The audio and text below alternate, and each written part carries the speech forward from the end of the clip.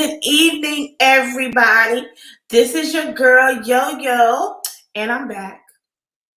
I came back in because we have a special guest tonight. But before I start, I got to do a little administrative things going on. So make sure that you go to uh, our Instagram page, Yo Yo 7393001. Follow. Also, YouTube, Let's Grow with Yo-Yo or Yo-Yo H. Either one of them will bring us up. Subscribe and share. I appreciate it. Thank you all so much for joining us tonight. But I can't do anything without doing our Did You Know in Black History. So we're gonna jump on in and start that first. Thomas Andrew Dorsey, born July 1st, 1899, in Villa Rica, Georgia. He was introduced to music growing up in church. He became an excellent piano player. He taught himself how to read music, and in 1960, he traveled to Chicago. 4 years later, he released his first copyrighted blues song. Dorsey played both gospel and secular music. He composed over 1,000 songs. 500 of these songs were published. One of his most famous songs is Precious Lord, Take My Hand. Y'all know that song, Precious Lord, Take My Hand. He was the first African American inducted into Nashville Songwriters Hall of Fame. Thomas Andrew Dorsey also inducted into the Gospel Music Association's Living Hall of Fame. That is your Did You Know in Black History. So I wanted to say this. I do the Did You Know in Black History because it is something that is being taken away from us in society. Over in Florida, they're taking away African American studies. You can't say certain things. You can't say woke. Really, he means black. So this is the way to get people to understand and know our history as long as ourselves. So, y'all, that is your Did You Know in Black History. Yes, I painted my face up today because I needed to. I needed to look pretty today. Anyway, I got a good thing going for us tonight.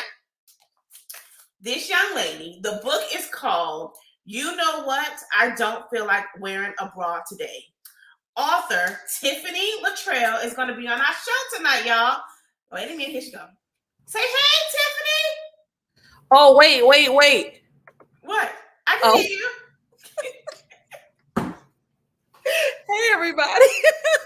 Wait, okay, so this is totally new to me, so I'm trying to share it to my audience. Hold on. Okay. You doing okay tonight?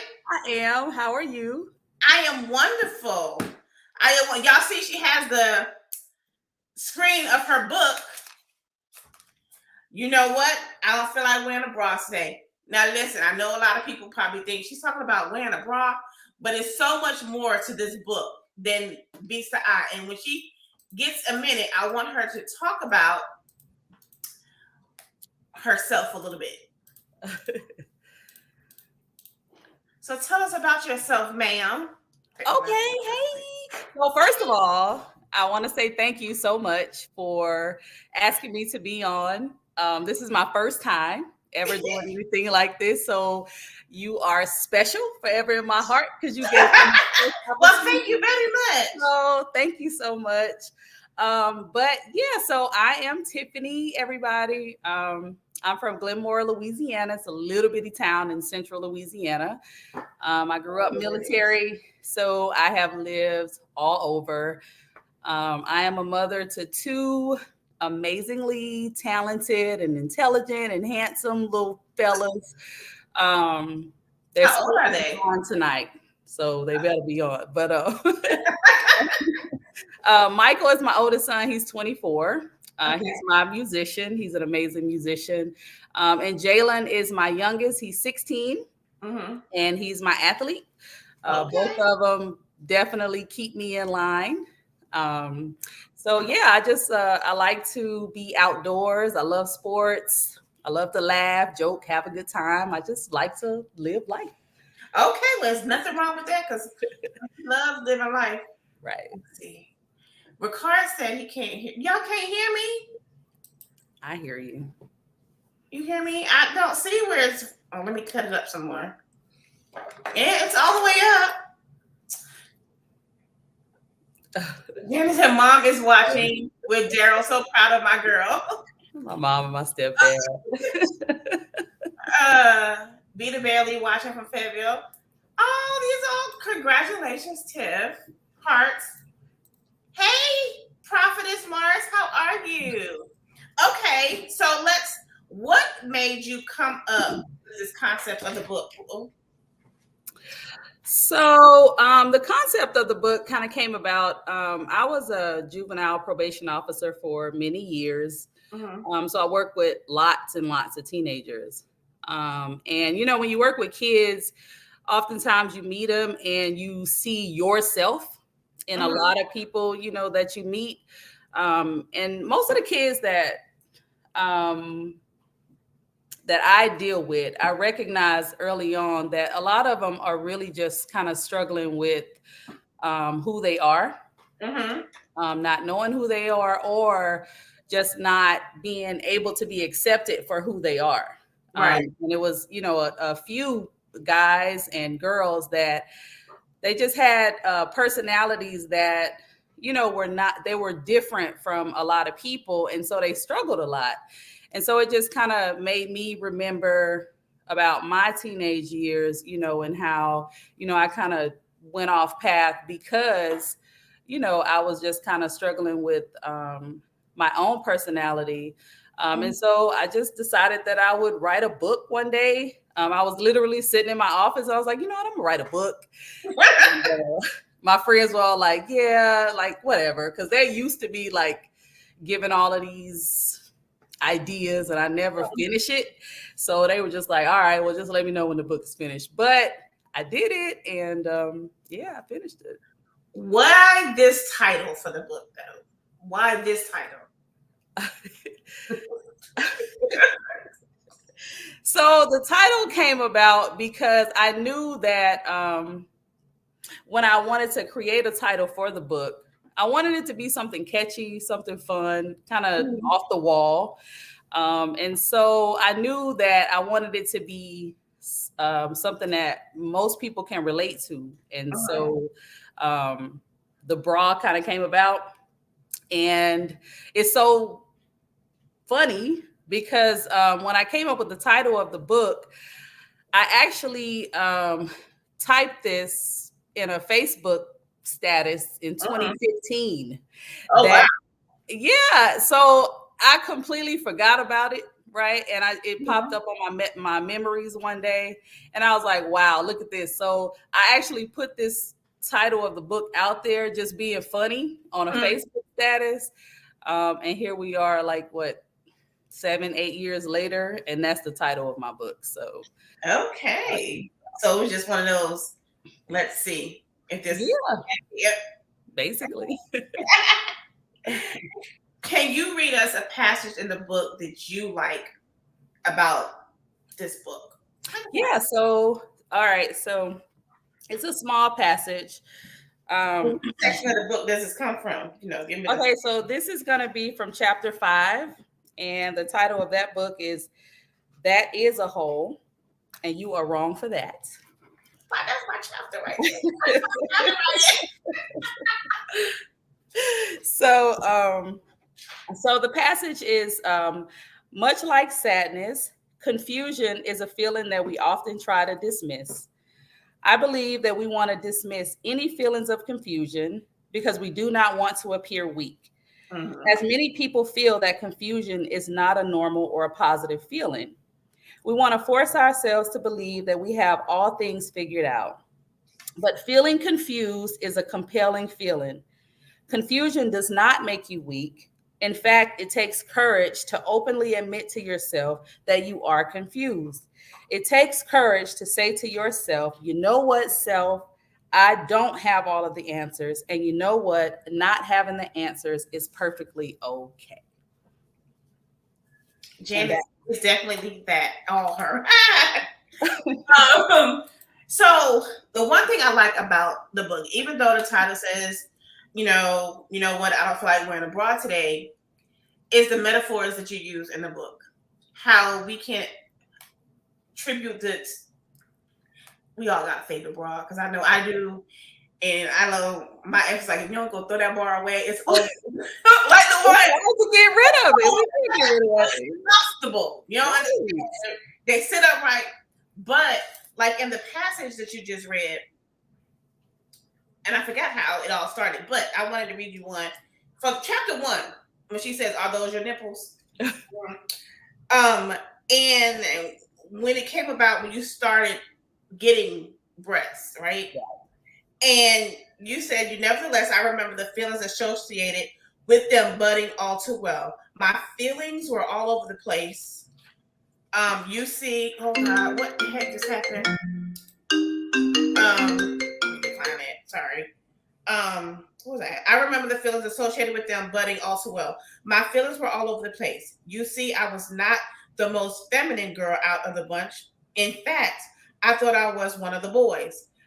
It was very difficult for anyone to try to convince me that I was not as tough as the boys. However, my parents would have to remind me of the fact that I am indeed a girl." Now, I remember growing up in New York, we always played like with the boys in the street and football and all that stuff. And then when I started getting these, it's like, oh my God, what, they gonna look at me different now. I ain't gonna know what to do with myself. Like, why are they coming? They're not supposed to come up like that. So was that your, I know in the book it's kind of like your feeling, but is that what you felt like when you started? Yeah, so that's exactly what I felt like. So for me, I am a guy's girl, I am a daddy's girl. My dad and I are like ace boon coons. Ever since I was a little girl, we would hang out, play pool. I have all brothers. I have 2 sons. So I am a guy's girl. So, the one thing that separates us are our old breasts. So these numbers up there, baby. They just everywhere. Yeah, of course. I felt a little weird, like different in a way, because it's like none of my friends have these. Right. So why do I have them? So what made you come up with the different metaphors that you use in your book? So with the metaphors, honestly, for this book, they just kind of came together. So this is kind of the way I developed a technique to reach the teenagers that I used to, that I encounter, that I still mentor. You can't talk to kids the way, you talk to adults. So one of the things that I kind of developed and I perfected was trying to paint a visual. And something that they can relate to, and they would get it, once and so I think that that's a gift of mine, because it just kind of comes natural, where I'm just able to paint a real life, a realistic picture that you can actually see, that is able to, kind of put your life or your situation into a reachable goal where you can actually see it, touch it. It gives you like a different perspective on how you can handle that situation. So that's good. Now I have a question. 27 kids at a birthday party? Listen, somebody gotta go. That's on my mom and my daddy. Like, they just let me do. Like, listen. Yeah, I'm talking about I'm in chapter 2 of the book, and in this, she had 27 kids. She invited 27 kids to her 5th birthday party. Now, at 5, it would have just been me, the husband, and the child, and the brother. How did you come up with, who has 27 friends? So I'm a whole adult, and I don't think I had 27 friends like Listen, the thing about it is, that's one of the things, that's why it was so important for me to put that in. One of the blessings that I am so grateful for about my parents are, they really let myself and my brothers be who we are, So for me, I was just that kid, where I love to talk to people. I loved meeting people. They knew that I was just going to have like always like a lot of people around. And so, they didn't minimize that. And I appreciate that because that was one of my best birthdays, and I still remember that. And my mom and my dad still talks about that, like, and they're the same way. They were not going to turn anybody away. So it's just like, they let me have it, and everybody had a great time. Janet, Jefferson said, I'll never forget that birthday party. I was like, how many? Yeah, I'd have been like, who? What? No, we can't do that. But yeah, they let me be me, and I love it. I'm so grateful for it. So you said you had a nickname, a Swift Tiff. How did that come about? So my grandma gave me that name. And she gave me that name when I was little because she said that I just did everything fast. Like, I was just so advanced in so many areas of my life. And that was so my grandma, I miss her a lot, but she had a lot of grandkids, but she had a special bond with each grandkid. Right. And so one of her bonds that she would have, we all had nicknames, and she would name us according to our personalities. And so my name was Swift Tiff, and that was her reason, because I just did everything way too fast for her. And she liked it. So she's like, I need 27 kids though. But right. She would have been okay with it too. She loved it. So I like when you said we are all born with a special gift. Your special gift is anything that comes natural to you. So how would that speaks for itself? But if you see someone and they're struggling to figure out their purpose in life, what would you say to them?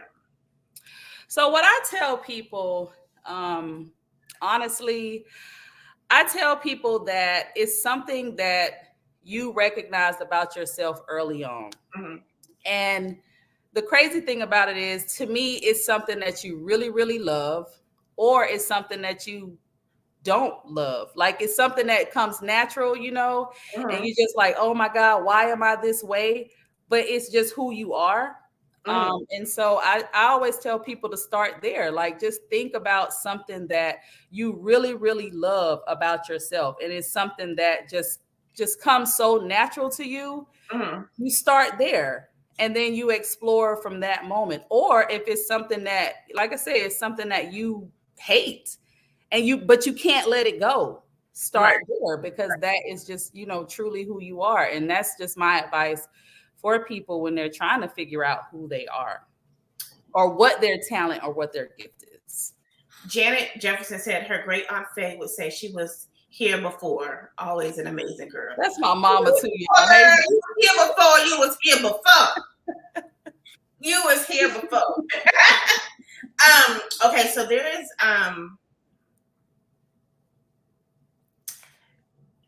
it was a passage in the chapter that you said that you started to hide yourself when you moved, when your family moved. And so many men, young women do this a lot. They, I guess, trying to fit into society's way of thinking.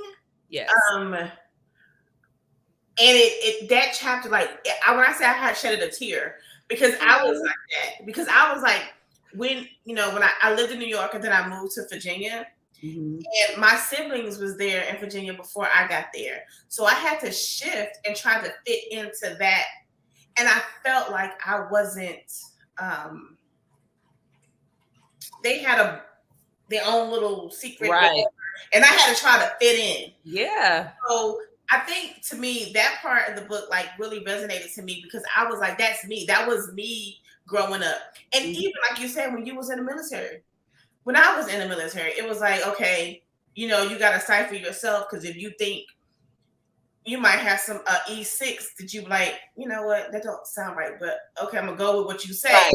Okay, yeah, whatever. And so that part of the book was like really strong and profound to me, and I really enjoyed that chapter of the book because it made me think about myself a lot, because I'm working through some things too. Mhm. But can you elaborate a little bit more for the people out here about that chapter in the book? Yeah, so that book was really personal to me also, because like I say, you see yourself in other people. And Mm. so, with a lot of kids that I had, it's a few in particular of the hundreds that I've had, but there were some that just, when I met them, I could instantly feel their spirit, and I just knew that they were just struggling with Mhm. being accepted, because they didn't think like everybody else. They didn't act the way that everybody else did. They didn't have that, like you say, that connection, that bond that certain people had, and they struggled with that, and so for me it was the same thing. When we moved back home, all of my cousins, and I say all the time, if I didn't have 1,000 cousins, I would have completely been a loner. Like, I would have been by myself, because it really was a struggle to try to form a bond with a lot of people, just because I just was not the same. And I like what you said, because that actually gives me a different perspective on it. It was a bond that they had, that I didn't have. And Right. so, coming into that at the age that I came into it, at 14, 15, it was difficult. And so it was really, really, really hard. And so, I really did try to minimize who I was, because the person that I knew that I was, the person that all the way up until that point that I was comfortable with, I was completely uncomfortable, and I didn't understand, what I was supposed to do, and so I really started to hide my true personality, and just try to pretty much figure out a way to, you know, get past that time and cope. And so, and I saw that in a lot of my kids, and I really focused on the kids that I felt they were struggling with that same situation. So And now when I say that, I was like, oh my God, she all in my neighborhood. I'm gonna need her to get out. Like, move, get out of my way, lady. Like, you don't know me like this. but when you realize that you actually can go back and look at some of the decisions that you made, or Yes. some, what I mean, some of the mistakes that you made, and it's just like, I think back now, and I'm 41, about some things I did in high school, and I'm just like, why did I do that? You know what I mean? But I did it. You know what I'm saying? So Young and dumb and didn't know no better, didn't want to listen to mom and daddy. That was me. I don't know about nobody else, but that was me. I wanted to do my own thing. exactly. Miss Janet said at 15, our pastor told her her smile wasn't there by chance, and that she would really make a difference in the lives of people, a great influence on young people. That is sweet. Well, he did. He did tell me that at a time when I was really struggling. I was like, this can't be true. Like, nobody likes me here. Like, come on. Like, where is this coming from? So yeah.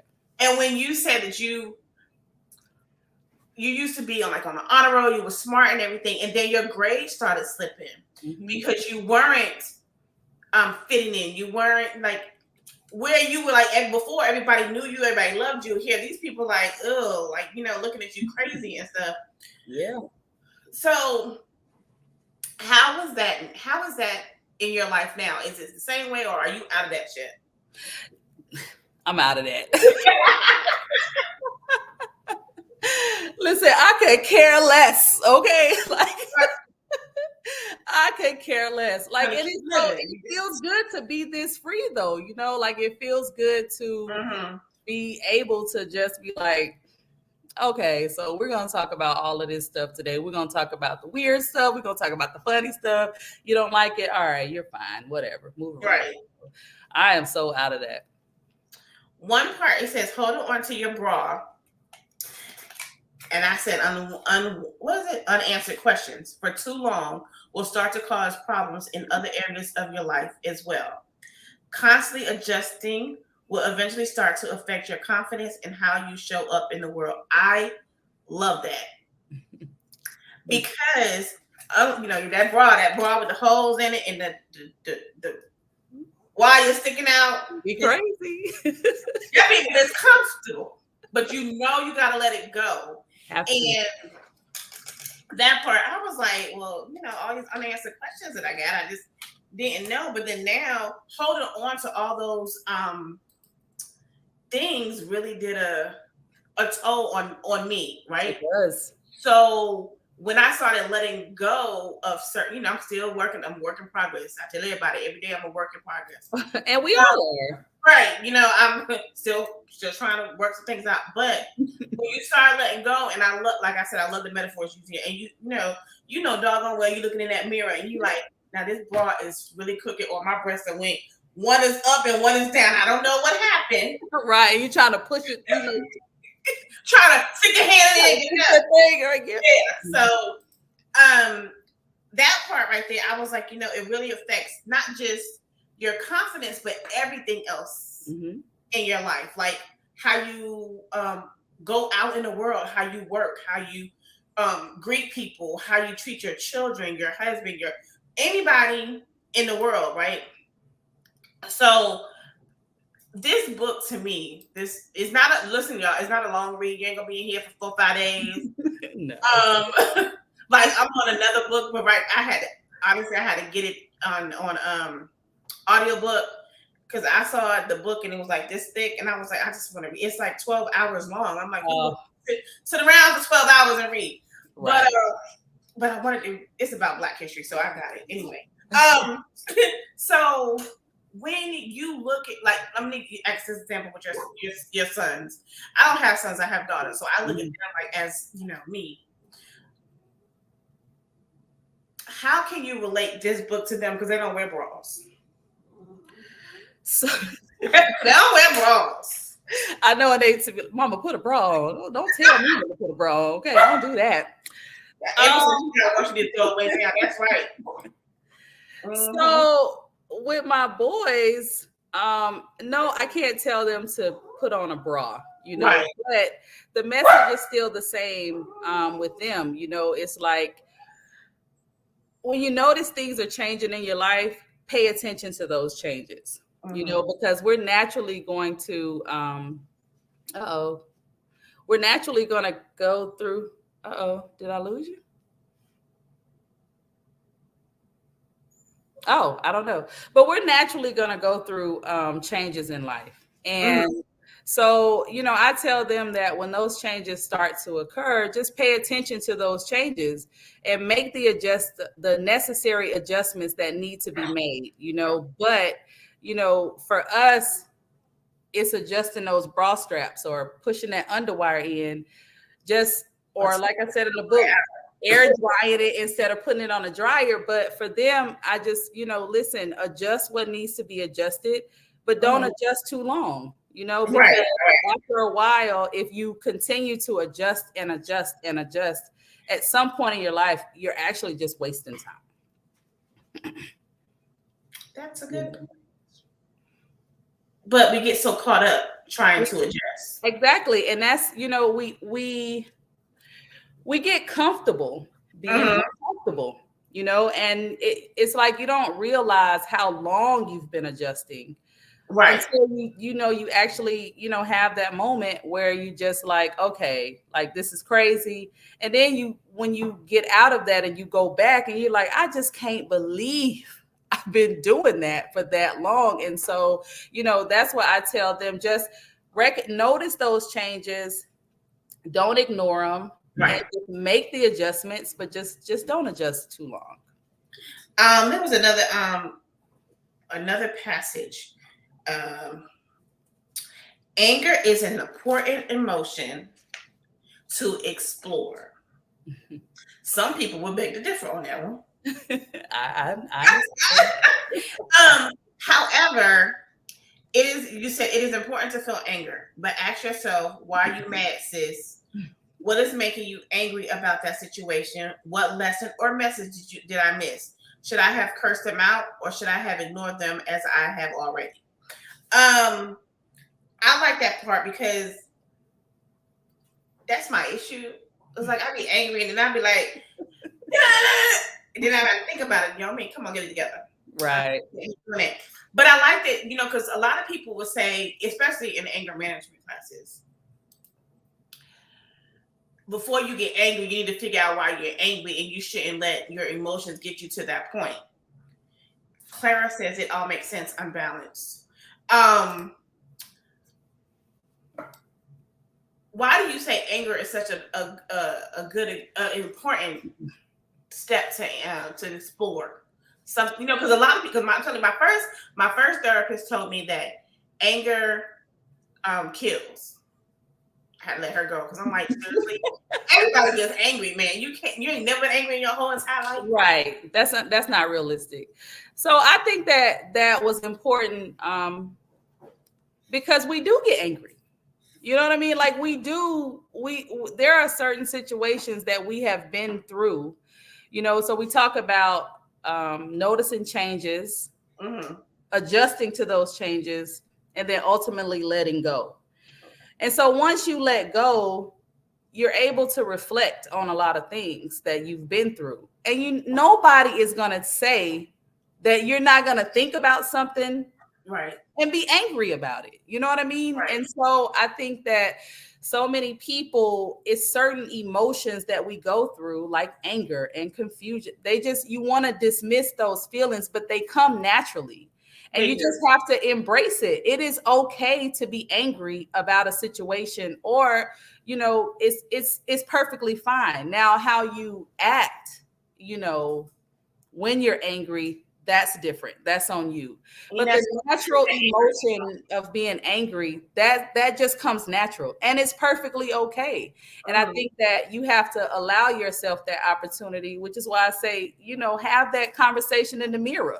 Cuss out everybody you need to cuss out in that mirror, like go in that bathroom and just be in there, going in on but you have to get it out. Like you have to allow it to process, because, and once you do, you're able to stop and say, okay, well, but who are you mad at?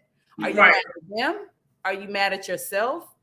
So it's when you allow it to process the way it naturally processes, you're actually able to, kind of develop a different perspective on why you're angry, and you're able to start moving past that moment. So when I was reading this, I was like, I'll be in the mirror. It's so funny. I was like, this lady is all in my business. Because I do be in the mirror like, you okay. Go off. And then after that, I'm like, okay, I'm calm. Yeah, you listen, put that one song on, honey, and just be in the mirror like right. It naturally happens. And then after, I'm like, okay, now think about it. Like, right. Now I can talk to you, because if I would have done this before, then it would have been a whole situation. Exactly. But it's a natural emotion. And so I think you go wrong when you try to dismiss it, when you try to be like, oh, I'm above that. But just like you said, listen, everybody gets angry. Right. Come on, everybody. And if you don't get angry about something, I'm side-eyeing. Like I don't trust you. Right. I don't trust you. Alien. And I like when you said, wait a minute, I can't see, I got to put my glasses on. I would suggest to just sit in the moment or for a day to feel what you need to feel. Then you must get up, smile, and move on. Mm-hmm. And I think about all the people, like, I suffer from depression. And one of the counselors that I had said, it's okay. Go cry, scream, whatever, like you said, whatever. But then you have to get up and you have to try to move forward every day. Every day. It's one day at a time, 1 second at a time, 1 minute at a time. And I tell my daughters all the time, it's okay. Take a day. Right. You're heartbroken. Take a day or two. Now, when you start getting in 3, 4, 5, we got an issue, because then you're going to get deeper and deeper into that hole. So take a day or two. Cry it out, scream. Don't talk, you don't eat, don't brush teeth, wash your butt. Okay. But on that 3rd or 4th day, it's time to get up and move forward. Exactly. And that's why I really, really enjoyed this book, because I was like, everything that I'm learning, she has in this book. And then I was like, then I can think about this broad. And the funny thing about it, I was reading and you was talking about the bra. I had looked at my favorite bra. Girl. My favorite bra does not fit me anymore. I don't know what's going on with my breasts. The older I get, they getting bigger and bigger. And I'm like, dog, for real. I ain't gained no weight, so why are you moving? So, but the bra that I have, it's like comfortable for me, but I be having the fat, hanging off here. And but that's like my favorite bra. And I was like, she said, yo, me throw the bra away. I ain't throw it away yet. I got a favorite bra right now, the underwires. I'm like, I done told people to throw this bra away. I just can't get rid of that bra. It's comfortable. It's so good to me. I can maneuver in it, whatever. That's my bra, and I'm gonna wear my bra. I don't care what you say. You ain't gotta see it. It's under my clothes. I agree. I support it 100%. Thank you. Also in the book, you said confusion is not a negative feeling or emotion. Confusion is a powerful emotion that you must explore openly. Confusion happens during your awakening phase because you are feeling as well as learning new information. Now I'm gonna say this. I was reading another book, and I think I don't want to quote it wrong, but in the book they were saying confusion is not a good thing. But where you're saying it is a good thing because you need to feel that it's like a negative emotion that you have to go through. Like, did I do something wrong? And did I do this right? Did I do that right? No, that's even in a job. My daughter's in college, and I tell her sometimes that sentence didn't make not one sense to me, but okay. When she write her paper or whatever, I don't know. Support. You got to have a support. Right. So why do you think confusion is an important part? So confusion, just like anger, I feel that those are two emotions that we just, for whatever reason, we just feel like it's just not okay. Mm-hmm. It's like, if we're sad, it's like, okay, you can be sad, or, but confusion to me, it does have a negative undertone, right. Like it just if you're confused and it just, you're just off or whatever, you need to chill. But to me, much like anger, confusion comes naturally. Right. Once again, we're talking about noticing the changes and embracing the changes and figuring out what it is that you need to do. So when things start to happen in our lives, you're not going to tell me that you don't just stop and be like, I don't get it, And so I think that being able to be openly admit that you're confused, it is a powerful, I feel like you have to have a certain level of courage and a certain level of vulnerability and an honesty within yourself to be able to just look at a situation and just say, you know what? I don't have all the answers. I can't figure this out. And I just don't freaking get it. Like, I don't get it. Like, I don't. I'm so confused. And I think that when you're able to do that, I think that it frees you in a way, because it stops you from trying to just going back and forth in your head, trying to figure out a solution or an answer, to something that's happening. And so, a lot of things that happen to us in our life, well, I ain't gonna say a lot, but there are many situations that if you look back over your life that you have encountered, you still to this day don't understand what happened. Yes. You know what I mean? And you may never know. You may leave this earth and never understand why that happened or what happened, but what is the alternative? To just stay in that mindset, And so I think that once you're able to just openly say, I don't get it, I'm so confused. However, I got to do something different. I got to move forward. And so I just want people to know that it is okay to be confused. Like, that is perfectly normal. Like, and don't dismiss it, because when you try to dismiss it, you create you create more of a problem for yourself. The reason why I'm going to say this, you should have been a counselor. That's your calling. Because, seriously, because if you think, because I'm telling you, I had like look, this is my 6th therapist. So I'm like, we're going to get it right. But like I think about like a therapist, like, why are you so confused? Why you shouldn't be over that? But I'm like, I don't get certain, I don't get certain. I don't know why this happened. I don't know why that happened, and I don't understand. I'm using me as an example because I can't speak for anybody else but myself. Right. But when I read this, I'm like, that doesn't make, what I'm saying? It does make sense. I'm telling you, that was your calling, baby. That's just your calling. And I tell, and I was my aunt, my sister, and I'm receiving about my cousins. Y'all need to get this book because it helps, it enlightens you. Even though, yeah, you use metaphors with the bras and stuff, but it enlightens you on a lot of things in life. Mm-hmm. Like, what we go through every single day. And not just children, adults. Right. We all go through the anger stage, the confusion stage. The one part you said, we are extremely hard on ourselves. Mm-hmm. Our worst critic is ourselves. I know for me, I'm so hard on myself. Me too. And but in some ways it's unhealthy, but in some ways it's good. Mm-hmm. Right. But I'm telling you, this book right here because it did something. It just did something to me. It is a really good book, and I told my daughter, "You have got to read this book. I know the title look crazy, but you got to read the book. You got to read the book because you want to get a lot of things out of this book." And I really am excited and ecstatic for you. Is there going to be a second book? I don't know. I need to be on. I don't know because I don't know. I'm still kind of wild at how this all came together. So I don't know. I mean, it's a really good book. I enjoyed it. I read it in a day. Much. I read it again. I read it twice. Yeah, twice. Oh, because it's like so many things that that we have to put forth in our life. Didi said yes to a second book. Right. She needs to write a second book. She needs to come out with it. I mean, you ain't got to tell us a title or nothing. Just, give us a second book and we'll be all right. It'll have to come to me. I need an email. I'll be up on the email list. And be maybe I'll name it something with socks or something. I don't know. Yeah.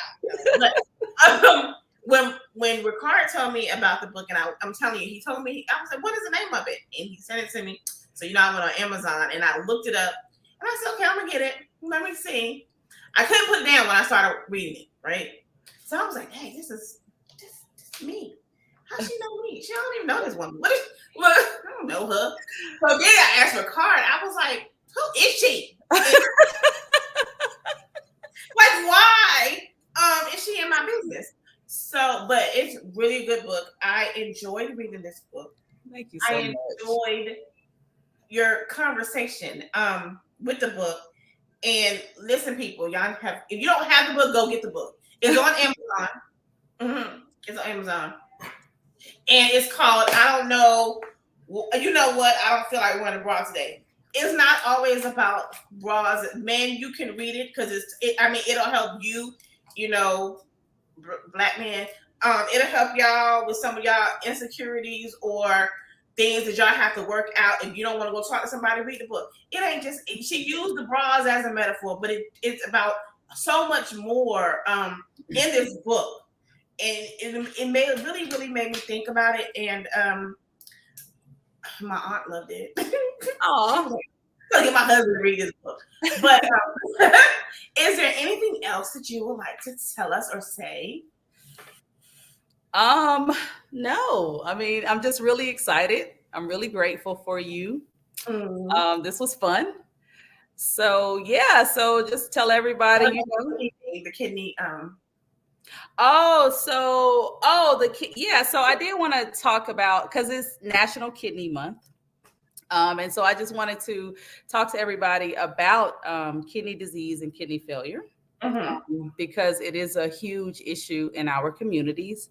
And so I am a huge advocate for living kidney donation. I am a living kidney donor, and I try to educate people on how to become a living kidney donor because there are so many people in our communities that are on dialysis. I know everybody knows somebody that's on dialysis or has ever been on dialysis.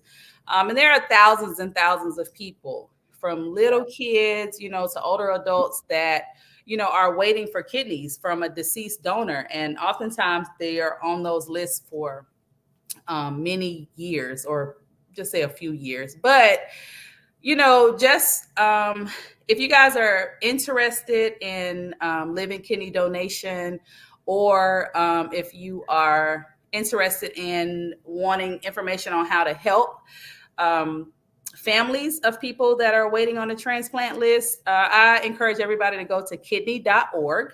That's the National Kidney website. It gives a lot of information on how to become a kidney donor, as well as how to donate to other people and to donate to families. It also gives a lot of information that is very important on the signs and symptoms of kidney disease. And that's very important because a lot of those signs are very subtle, and oftentimes they go unnoticed, and sometimes until it's too late. So I just encourage everybody to educate yourself on your family history, as well as take care of your bodies. Make sure you're getting your annual physicals every year, and, just take care of yourself. Also, go ahead. Also, I have to give a shout out to my cousin, my little cousin sister, Alexis Queen. You guys can follow her on Facebook. It's Alexis QW at Facebook. She is the artist who designed the cover of the book. She drew all of that freehand. She is a dope artist. She has some really good art on her page. And so just go to her page and support her. She is really, really, really amazing. I love her. I appreciate her. It's Alexis QW. It's Lex QW, and that's her name on Facebook. I tell her all the time, the book cover is what attracts people. They are just so amazed. And so I'm grateful for her. She's really dope, and I appreciate it. I like this, the cover. Now, I wanted to piggyback off of that kidney thing, because my father right now is in stage 4 kidney failure. And people, especially in the African American community, high blood pressure, diabetes is one of the dangers to our culture, our people, everything, and that causes a lot of kidney failure. And my father has hypertension, and so it's like we went to the doctor today, and they were like he needed water. I know people don't like drinking water because I hate drinking water. Yes. But hydration is key. Water, huh? Hydration is key. Yeah, keep drinking your water, and your diet, right? Your diet plays a lot when it comes to your health. So think about that. So he's only at stage 4, but it's like you're starting to tip the scale to stage 5, and that's when dialysis comes. And I'm telling him today, we're gonna go. If I got to hook you up to something that put a whole bunch of water in you, I'm gonna do it. They so hard-headed. They don't. So it's just, think about that. Like, I have high blood pressure, but it runs in our family, and the doctor is just going to be one of those things that I'm gonna have for the rest of my life because it runs in my family. And I'm like, that's a lie. So we gonna change this diet up on top of everything else that's going on. But yeah, listen, I understand. I didn't know about the living kidney donor thing because I know about kidney donors that are deceased, and that's what people wait for somebody to die. They cannot be a match. When it comes to your family that can donate a kidney. Listen, you can off of one kidney now, y'all. You can, and it doesn't have to be within your family. It can be as long as you are a match with the person that it starts with your blood type. I think that's why it's so important that I tell people, because of course, you know how we are. Yeah. Everything is just so taboo. It's just so, I ain't doing that. Oh my God. But listen, I am a living kidney donor. I donated a kidney in September of 2007. I am perfectly fine, perfectly healthy. And as you say, you can live a long, lengthy, healthy life with one kidney. The only thing I really needed to change was switch from vodka to tequila. I mean, hey, man, it's wrong with alcohol.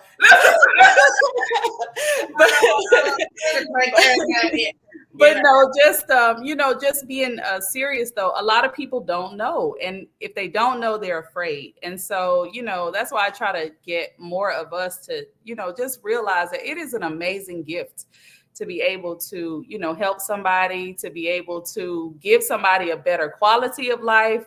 It is an amazing gift, and you won't regret it. So if that is something that you guys are interested in, just educate yourself on it. Go to kidney.org. It gives you all the information that you need to become a living kidney donor, and or donate to people if you choose to do that. So I encourage everybody to do that.